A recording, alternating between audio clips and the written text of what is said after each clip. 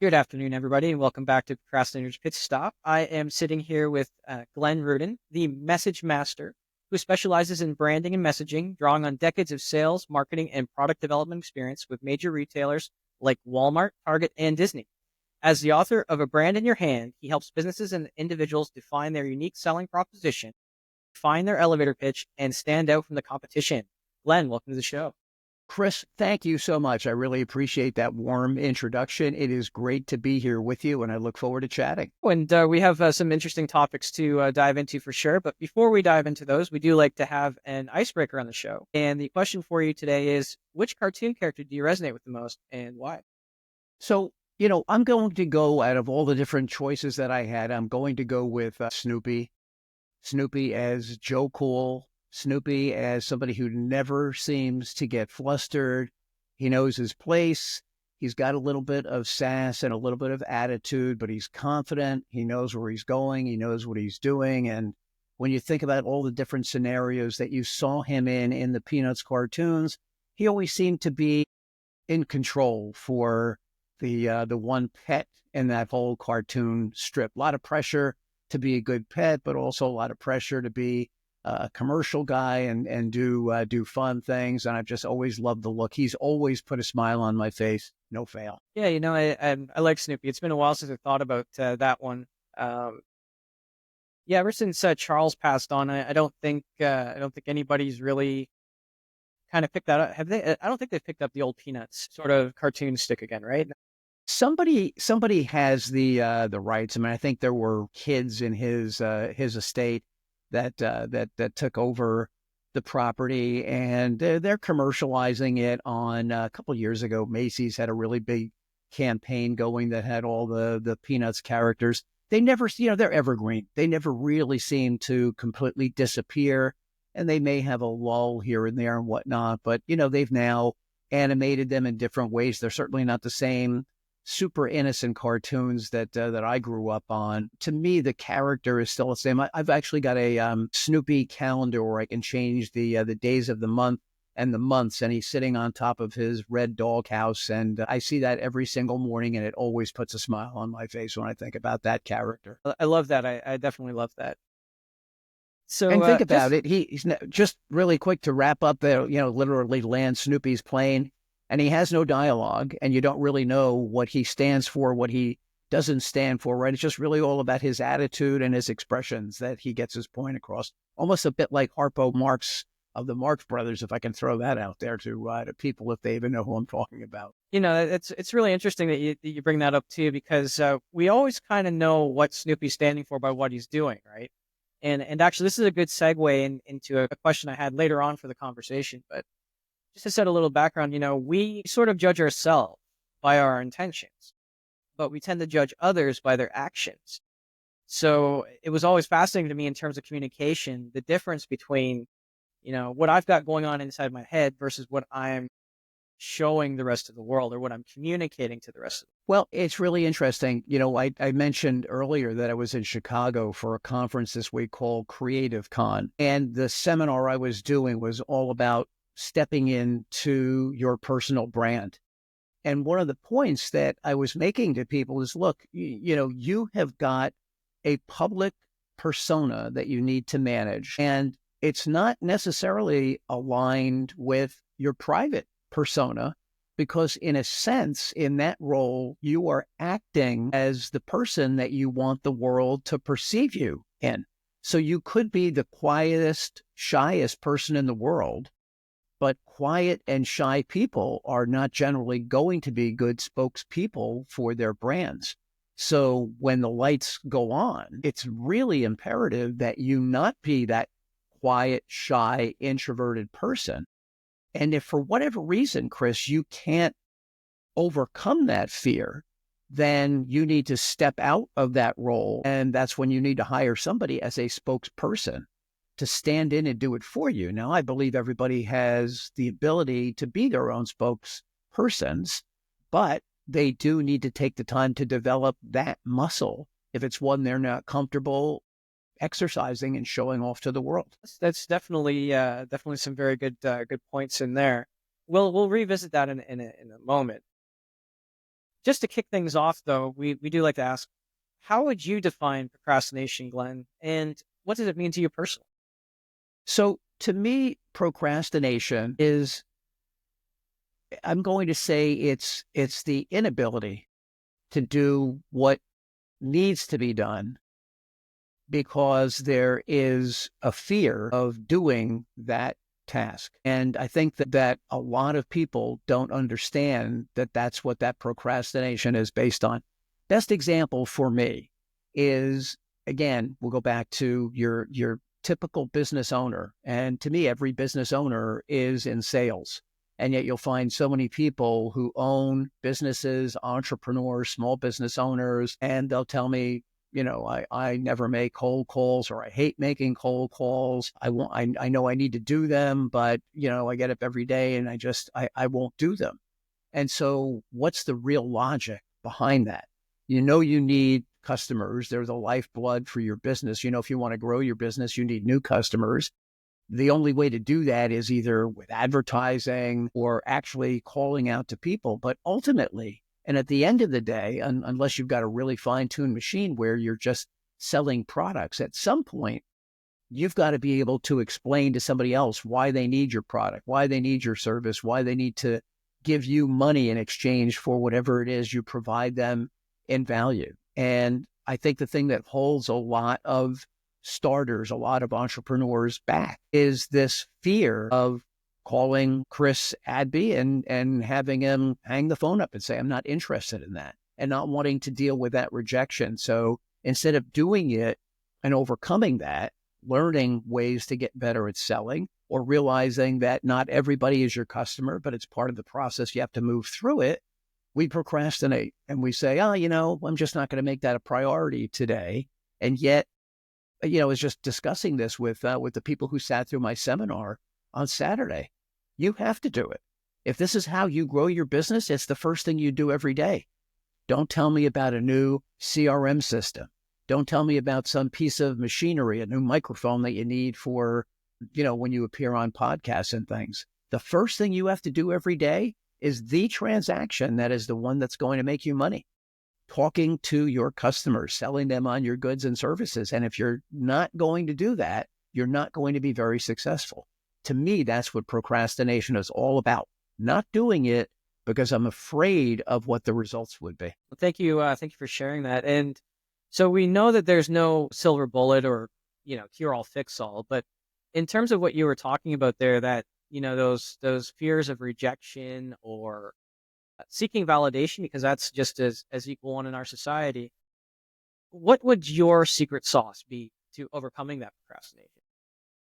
Well, I think, one of the things that I coach people on is mindset. And to me, a healthy mindset would allow somebody to understand that out of 100 phone calls, you're probably going to get 80 or 90 rejections.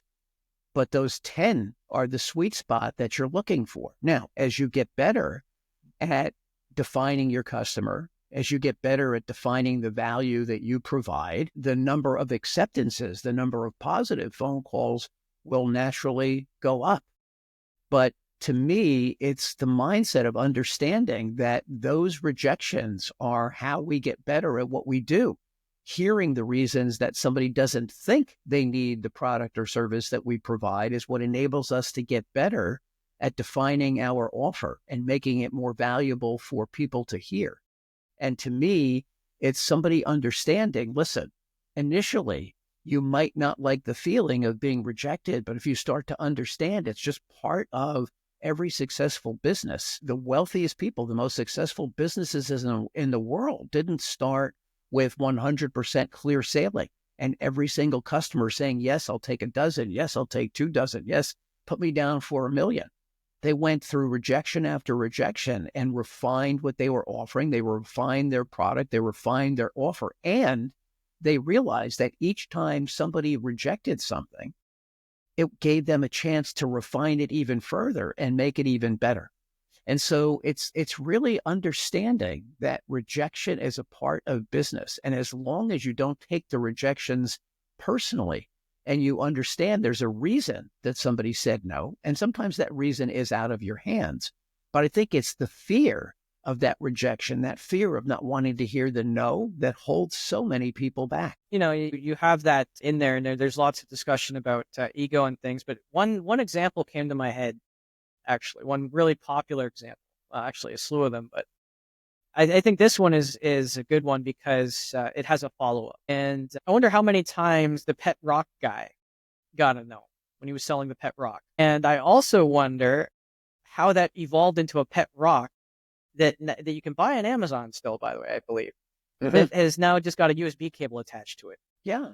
I think you're absolutely right. And I think probably when the guy who developed that first came out with it, it didn't necessarily have the packaging. It didn't necessarily have the same look to it, or it didn't have the correct offer surrounding it, or it didn't have, the advertisement that went along with it. And I'm sure he did get rejected. Listen, to me, the greatest example of being rejected and not letting it hold you back is my favorite music group of all time, the Beatles. And you would think, knowing what we know about the Beatles now and becoming, arguably the greatest rock and roll band and songwriters and all the other accolades that you could throw at them, there were a number of people that turned the Beatles down, and they could just as easily have been whatever they were doing.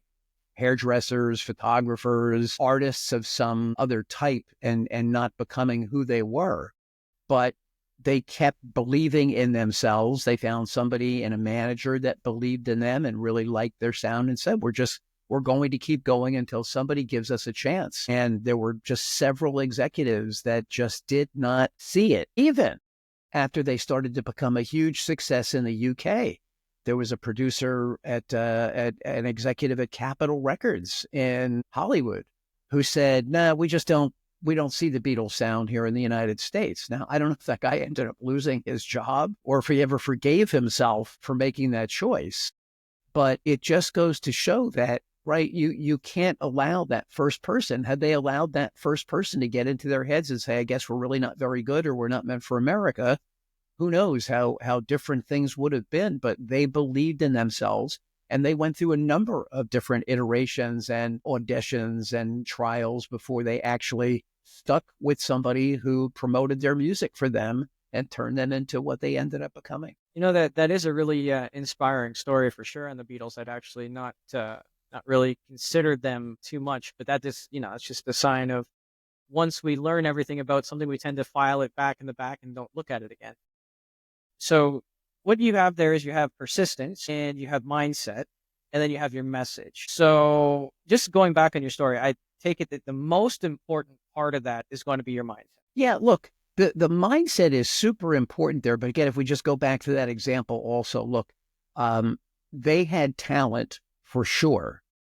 And they were good enough at what they were doing locally that I think they had the mindset to say, look, if these 500 or 1,000 teenagers who line up to see us play in this little club all the time like us, there has to be something more to it. In other words, it wasn't just one person, wasn't just two people. And so I think the mindset side of it there, and I tell, this is another thing that I work with my clients on, is have we taken the concept and shared it with people that we trust?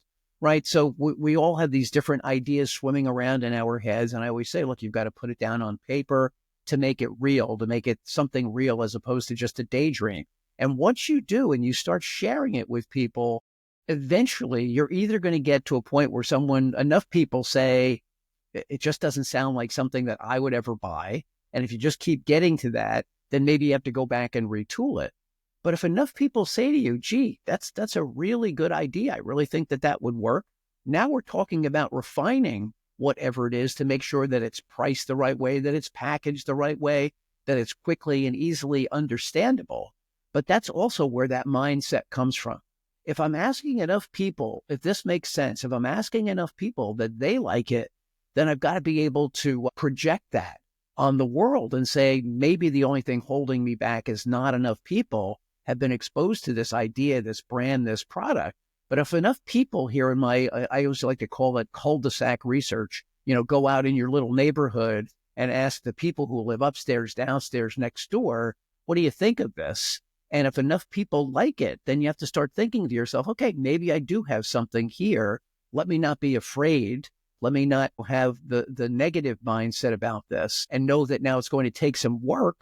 But if I do the work, I know I've got something that enough people like. It will eventually, as long as I stay consistent, it will eventually catch on with the people who need to understand, see it, and feel the value of it. And I really like the fact that you bring up the numbers, especially as it comes to mindset, because we tend to focus on the smaller number. But it's weird how the mind works, right? Because we can at the same time say, oh, we've got 1,000 good reviews, we've got 3 really bad reviews. The 3 bad reviews they're really killing me. But we can also look at it this other way too, and this is where my question comes into you. If, say, 1,000 people out of 100,000 people really like the idea, that's 1%. But then our mind would say, oh, it's only 1%. So do we move forward on that? But where's the sweet spot? Well, I think a lot of that has to do with the value of the transaction, right? If the transaction is a couple of dollars and now you've got a 1% market share, well, you could still extrapolate that up and say, listen, that 1% in a market the size of the United States could still be what, about 30 million potential customers that like it. And to the other end of the spectrum, other end of the pool, if the transaction is, let's say, a $5,000 or a $10,000 transaction, how many do you really need to actually now have a very nice functioning business that's got really good revenue that could support, an entire business and hiring a staff and things like that?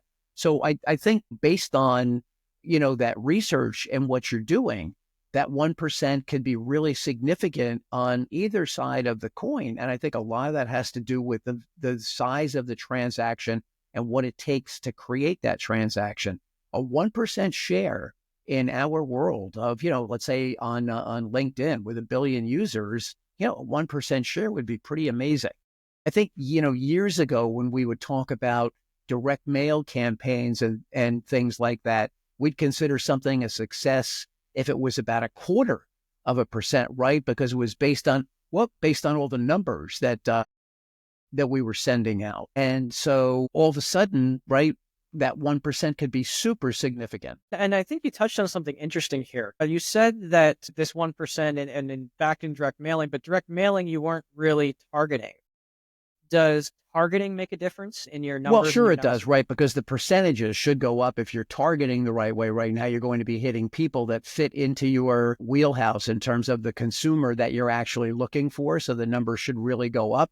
But you're right. Back in the day, we didn't really have very good research about that, right? We'd get these lists of 100,000 people, and maybe they had, a couple of parameters that we might be looking for. But I think today there are so many more ways to slice it up, by all kinds of demographics, so that depending on what kind of list you're looking for, I think the information is out there for you to be able to use. And that's definitely going to make a big difference in the success or failure of a campaign that you're launching. Well, the other thing about campaigns, now that you're talking about campaigns, is that how much do you believe in paid advertising do you think it's more effective or it's less effective than it was back in those days, because costs are going up, there's more competition, more distraction? What's your viewpoint on it? So you're saying based on having more research now, is it more effective or less effective? Yes, but in that, the caveat to that is now we've got, back in the day, we maybe had 2,000 advertisers, and now we potentially got 1 billion advertisers buying for the same space. Right. And so I think now that 1% is probably even more meaningful than it used to be, because now you do have an ability to be appealing directly to who you want to appeal to. Where back in the day, let's say if we were talking about newspaper advertising, right? The newspaper went out to everybody. And so even though you could probably increase your odds of success by, if you were something that was sports related, you'd have an ad in the sports section. If it was general interest, in the general interest. Maybe if it was cooking on the weekend, they might have a segment in the newspaper about that. But today, because we know where people are hanging out, because everything is really so finely sliced up now, right? You can just go and buy cable advertising on a cooking channel, and you know that 95% of the people watching are cooking people. So if you sell cookware, if you sell recipes, if you sell diet things, everybody there is in your crowd. Whereas years ago, when you only had basic kind of over-the-air channels and you wanted to advertise like that, again, you'd be back to the newspaper scenario where everybody is getting it and not everybody is in your fan base. So I think today, based on the way we've taken cable and the way we've taken YouTube and the way we've taken social media, it's so much easier to speak directly to your consumers, the people who are really interested in consuming what it is you talk about, what it is you advertise, what it is you have selling. I think in that sense, it's really made it a lot easier today to know exactly who you want to speak to. Now, from an advertising rate standpoint, I haven't really looked into understanding what it costs to buy an ad on a cable station, let's say based on cooking. But we know that if you were going to advertise saying, we know that this happens every year, we always see this debate, who's going to be the company that's going to take their 30-second advertisement on the Super Bowl where the audience is everybody? And does that make sense? As opposed to, in my judgment, if I was going to take that same amount of money and really flood whatever the particular cable niche that I was going after, to the point that maybe I could take that $8 million and develop my own cooking show. Maybe I could take that $8 million and figure out a way to have a direct campaign where I'm sending a sample directly to people. And now, to me, I would really start to weigh that out and say, hey, listen, if you've got that kind of budget, I think we could be much more effective getting directly after the people we're looking for than just throwing this real broad net out there and hoping that some of the people who are in our niche get caught up in the net that we're throwing out there. It's interesting you bring that up, and it is different. I haven't. I'll be honest with you, I haven't watched the Super Bowl in quite a while, but I do remember the old Super Bowl ads. I would consider that the people that are still paying to be on a Super Bowl ad, they're not really paying because of the potential for their users, their user base, their consumer base. They are doing it for the wow factor or the talk factor. I remember a toilet paper commercial and a beer commercial from back in the 90s. I never bought the toilet paper or the beer, but how many people did I tell about that commercial? Right. But so think about it, again, we'd have to really take a look at the parameters for that particular ad or what it is. But instead of spending that money, I don't know if a 30-second spot this year was $8 million, maybe. I'm thinking that's what the number was. And what could I do with $8 million if I just, again, took it down to maybe toilet paper is too generic, but maybe beer, depending on where their audience is, and maybe it's motocross or something like that. Well, now what if that I advertised it specifically on that motocross, and maybe there's a way for me to have a contest and invite X amount of people to come to a particular motocross event. I mean, I think the point to me is, if I were given the opportunity to advise a company who had that kind of money to spend, I would love to come up with a proposal that spoke more directly to just their customers, to build loyalty, to build trial and repeat purchase, than I would just to create this wow factor that's here and within a couple of days of the Super Bowl being over is over, right? Even the best ads in the world, they only have a really short lifespan in terms of a chatter, and we don't even hang around the water cooler anymore because we're not even really at the office. So what are we effectively gaining with that? As opposed to, if I've already got a loyal base of customers and I want to launch a new flavor or a new bottle or a new experience or something, and I know exactly who I'm speaking to, what could I really do with that $8 million to really turn that direct audience on, as opposed to really spreading it really thinly over the whole universe? Gee, that's a challenge I would love to have. And I'd love to have the opportunity to advise a company on, listen, you could do this with that 8 million, but you could also do this. And I'm going to say that you're going to be much more effective and targeted here than you would be with that Super Bowl ad. No, it's an interesting point. I'd be interested in seeing those numbers as well. I'm sure somebody probably has those numbers somewhere. But just pivoting a teeny tiny bit on the messaging here, you say it's ever so important to engage your new customers as well as your existing customers. Have you noticed any difference between what we would consider, I guess, I'm not even sure what to call it. I'm sure you have a better word for it. Fear-based marketing versus sort of inspirational based marketing. So fear-based, I would go to be like McAfee or uh, I guess Avast or AVG or any of these or Norton. You come up and someone says, "Oh, you pop up. Oh, your computer has a virus. Click here to fix it." It's like very fear-based as opposed to I guess Orange Fitness. They have this advertising campaign where they have people going to the gym, but they show you going to the gym every day until you're 90, and then it shows the little lady, putting the ice cream above her head and picking up her groceries and things. In your experience, what's been better, that sort of fear based or that inspiration based?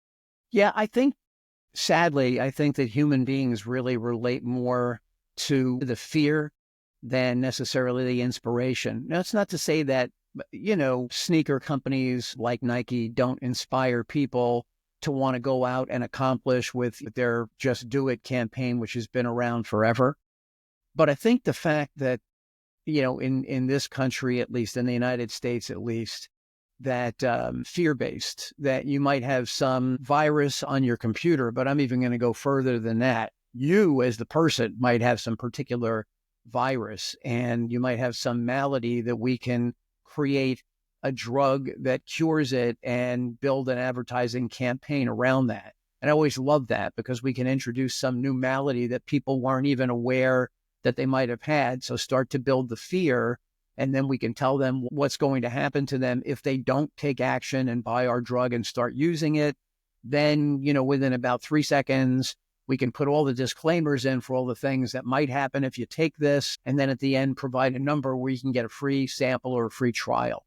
So to me, I think that the world just lives based on fear. And I think that it's one of the number one things that we market based on. It's not saying that I love that, but that's just, I think, baked into human beings that I think they just react to, and they relate to that negative fear factor and don't want whatever that is that gotcha. They don't want that to get them. And so I think that it's a really successful way to advertise. Glenn, that could be. I mean, at least in my own case, I know it's been true, and I've talked to some other people that it's been also been true. Where if that's the part of sales that gets them really icky, because if you have a product or a service that you're out there trying to help people, you don't necessarily want to say, "Oh, if you don't get my service, you're going to be a bum living under a bridge for the rest of your life." It makes them feel a little bit icky. Is this one of those things that are non-negotiables that you kind of have to get used to doing?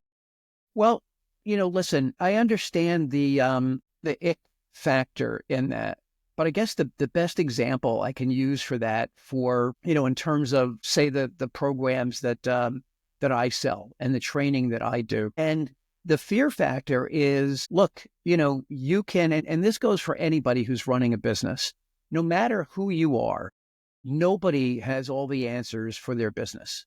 So, right, if you're not good with numbers, you need a bookkeeper, you need an accountant to file your taxes. And it's not to say that with the programs today that you can't do that on your own, but depending on the complexity of your business, I'm going to say you can't do it on your own. You're going to need somebody to help you. And if you're somebody who's really good with numbers, let's say you are an accountant, but you're not very good as a spokesperson for your business, or you're not a great communicator, you're not really good at that. Can you fumble through it and try to do it? Possibly, but you probably need somebody who can help make you better, make you more whole, and make you more effective at whatever that particular thing is. And so the question isn't really necessarily from a fear standpoint, but it's the standpoint of, look, here's where you are today, and you know that there's holes in your endeavor. It's not working the way that it should. Well, where do you see yourself in the future? Where do you see yourself in the future? Because if you don't change it today, what's going to be different 3 months from now, 6 months from now, a year from now? And to me, it's not necessarily fear. It's just common sense. Because if you can't do it today and you're losing out today, then what's going to happen 3 months, a year from now?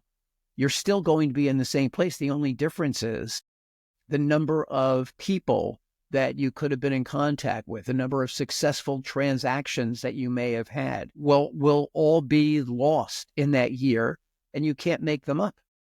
You've lost the opportunity to deal with all those people. And every business has some kind of a shelf life on it. So now you've taken a chunk of your shelf life away from yourself. So to me, the fear is just, and it should be for everybody, the fear of what is going to be if I don't do something different, right? If your car is running down the road and there's a sign up that says the highway ends in 500 feet, and you just decide, you know what, I'm just going to keep driving because I want to get to the other side. But there's now this huge gap there, whether it's that the bridge is out or they haven't finished the highway. You need somebody to help you circumvent whatever that is. And I think a lot of people just keep driving and just essentially drive right off the road. So to me, it's not necessarily a fear. It's understanding, what bridge do I need to get myself to the other side? I'm not going to be able to do this on my own. And whatever it takes to get you there, it's the job of the coach. It's the job of the repair company. It's the job of whoever to get it fixed. I mean, this is just the reality of the world that we live in. And some people might call it fear-based selling. But to me, it's just a touch of realism in your life, being realistic about what you can hope to accomplish if you don't make changes to something that you're doing, if in fact it's not working right now. That's really well said, but many of us don't really even stop to consider that, right? We tend to focus on the potential reward, but we don't really tend to focus on, that those things that scare us are the ones that are going to get us there. Well, I think I just messed up that saying. The saying was, our success lies beyond, or no, our success lies beyond the actions that we take that we're afraid of, or something to that effect. Is that more or less what? State that for me again. So our success, or our true success, lies beyond those actions we need to take of which we are afraid. Yeah, that's closer to what it is.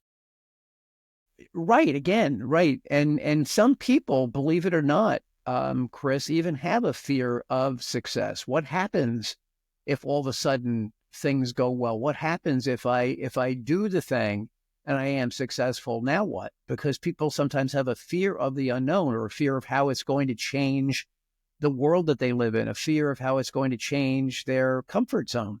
And so that's a fear of success is a real fear that people have also.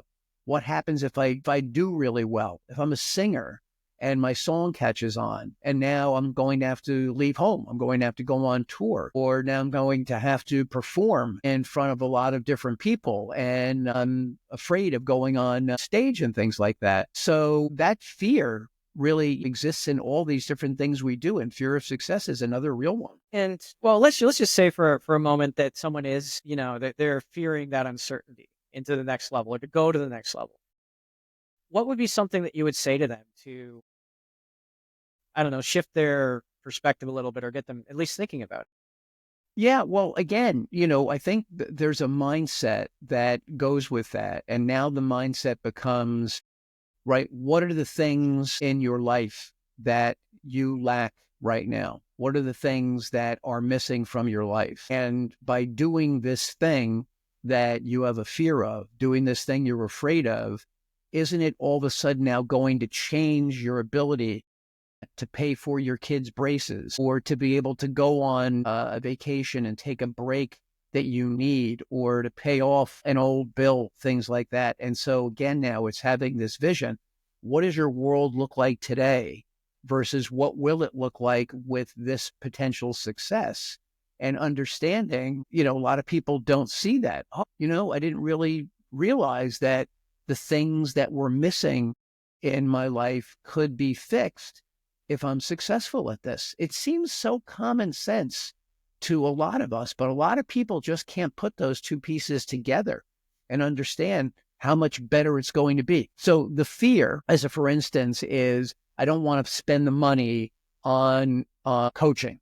I don't want to spend the money on coaching. I'm afraid I'm not going to get the money back, as opposed to, If you spend the money on coaching and someone's able to get you from here to here, think of all the things over here that you'll be able to do now as a result of that. It's a one-time investment to make yourself better at a lot of the things that you're not good at. You're investing in yourself, and having somebody really look at the common sense side of that. I never really considered it investing in myself. Am I really worth investing in? Yes, I am, because I do have good ideas. And the one thing that's missing is not enough people are hearing about them. Why? Well, something that the coach can help me with, so that all of a sudden more people will hear about it. I get to do more of my transactions. And what does that lead to for me down the road?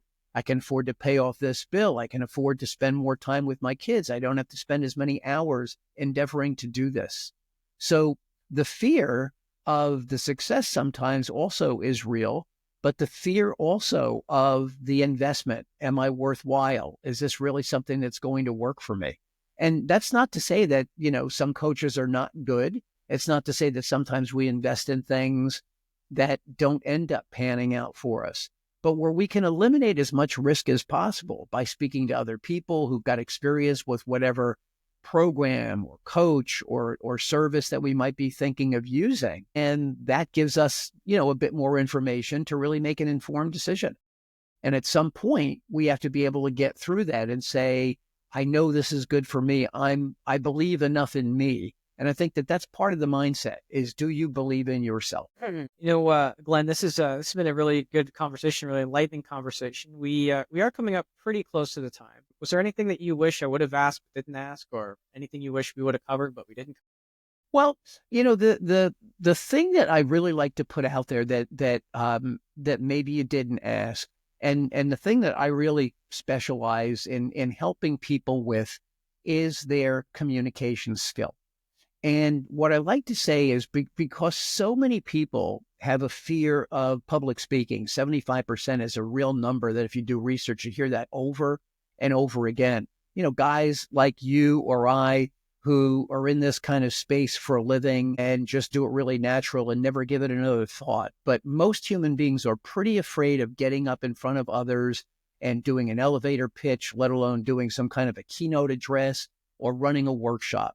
And while for me, I can't guarantee that every person is going to become, an incredible orator and be able to run, a Tony Robbins multi-billion-dollar training business, most people do have the ability to get good enough at their communication skill to be able to do it for themselves and for their business. And there's a big fear based on that fear of public speaking and what are people going to think of me that holds them back. And the one thing I want just about everybody to know is you can do it. And if there's something that you're struggling with, find somebody who can help you do it, but don't allow that to dictate the value of what you're able to do with your world. Don't let it hold you back from what you really know the reality for you can be. What a powerful note to end on, for sure. Thank you for that. And and again, Glenn, thank you so much for being on the show. Just before we go, how can our listeners get in touch with you? What's the easiest? Yeah, really simple. So you can, I'm really, really big on communicating on LinkedIn. So you can find me there, Glenn with 2 N's, Rudin. I am the only one up there. So if you do a search for Glenn Rudin, you're not going to find 52 Glenn Rudins. No worry about that. And I love to connect with people there and start discussions. My email is Glenn with 2 N's at alwaysbeencreative.com. You can find my website, which is alwaysbeencreative.com. You can set up a Zoom chat with me, a 20-minute Zoom chat, get on my calendar. But I'm really open and love connecting with people, love seeing their comments and their shares on LinkedIn and on Instagram. But I'm somebody who's out there and very reachable if somebody wants to reach me.